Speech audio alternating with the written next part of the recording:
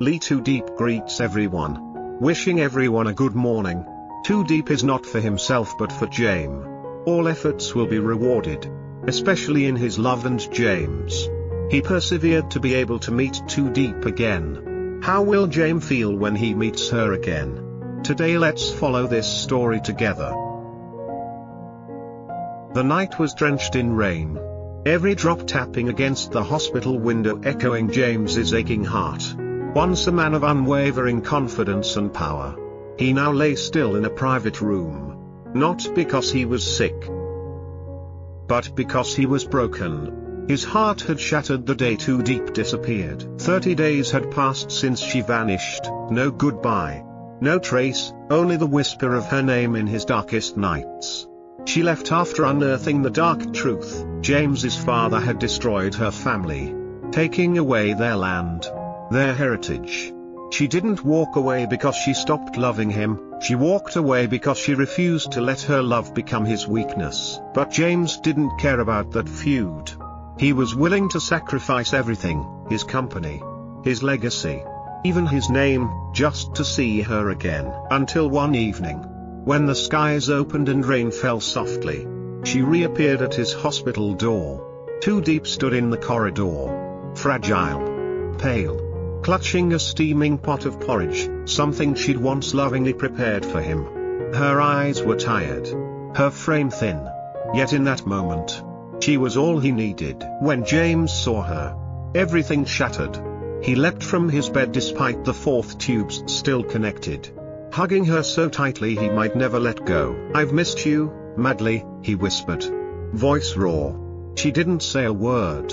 She just leaned into him, letting tears fall in silence. They ate the warm porridge together, and he softly reminded her of that day long ago, when she cared for him during a stubborn bout of illness, insisting, "No matter how strong you think you are, you still need someone."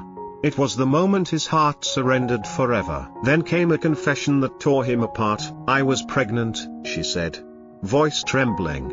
"But I lost it." Shock stole his breath. "Why didn't you tell me?" "I didn't want to burden you," she said. "I wasn't sure we were us anymore." He held her hand like it was his lifeline. "We are, and always will be.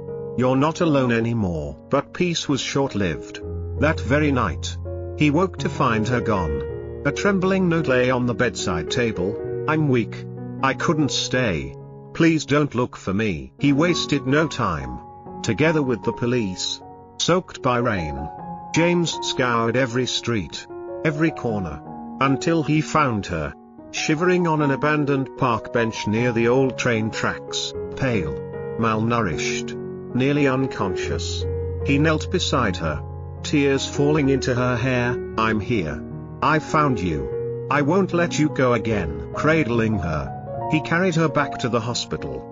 Doctors confirmed how close she came to collapse from exhaustion. Day after day, she healed in his arms. He tenderly fed her, held her hand, read to her, becoming both protector and partner.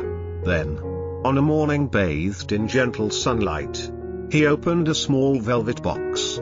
Inside rested a simple, elegant ring, symbols of hope, of commitment. "I don't know what the future holds," he said, ring glowing in the soft light, "but I do know this: I can't live without you.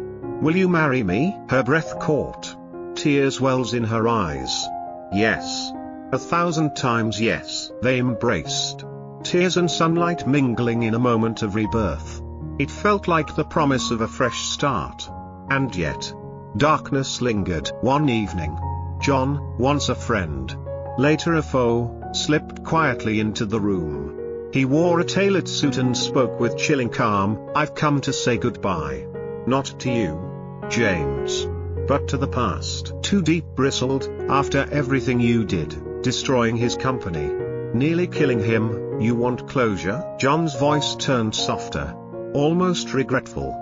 "I was consumed by revenge against your father, but I became worse than him. I'm leaving Thailand. And you need to be aware, a much more dangerous force is coming.